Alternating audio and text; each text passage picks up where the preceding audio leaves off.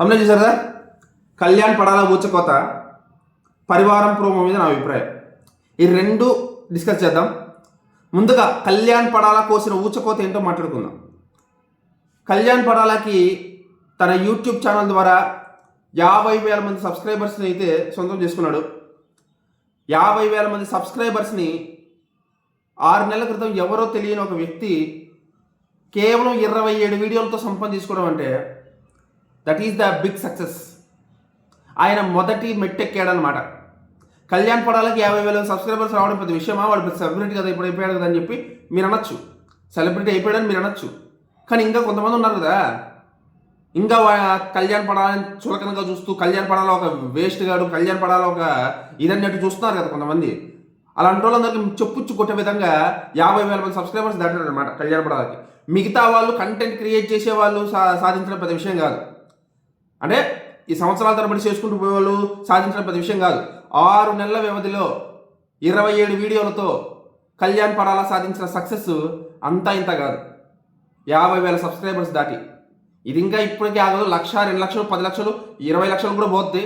చూస్తూ ఉండండి, మీరు చూస్తూ ఉండండి అంతే, ఓకేనా.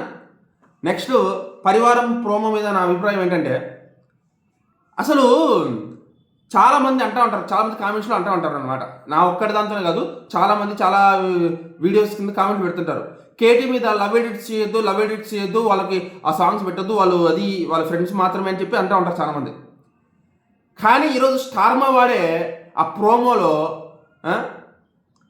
కాలం కలిపింది ఈ జోడి సాంగ్ వేసి మరి వాళ్ళిద్దరిని చూపించాడంటే మరి ఇంకా మీకు అర్థం కావడం లేదా? సరేనా, నాకెందుకు లేదు అవన్నీ. నాకు బాగా అనిపించింది, ఆ సాంగ్ అనిపించి చాలా చాలా అద్భుతంగా అనిపించింది అనమాట.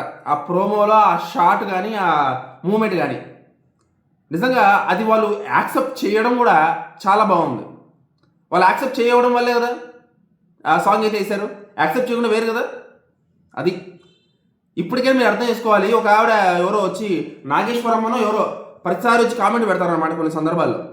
ఆవిడ ఎలాంటి వాళ్ళకి చెప్తున్నాను ఈ మాట, ఓకేనా. కొంచెం ఆలోచించండి. మీరు అనుకున్నది వేరు, అక్కడ జరుగుతుంది వేరు, కంప్లీట్ డిఫరెంట్ అనమాట. మీరు కొంచెం మీ ఊహల్లో నుంచి బయటకు వచ్చి, మీ కళల్లో నుంచి, మీ ఊహాజనితమైన జీవిత ప్రపంచం నుంచి బయటకు వచ్చి బతకండి కొంచెం. ఇది చెప్దామని వీడియో చేస్తున్నాను అనమాట, ఓకేనా.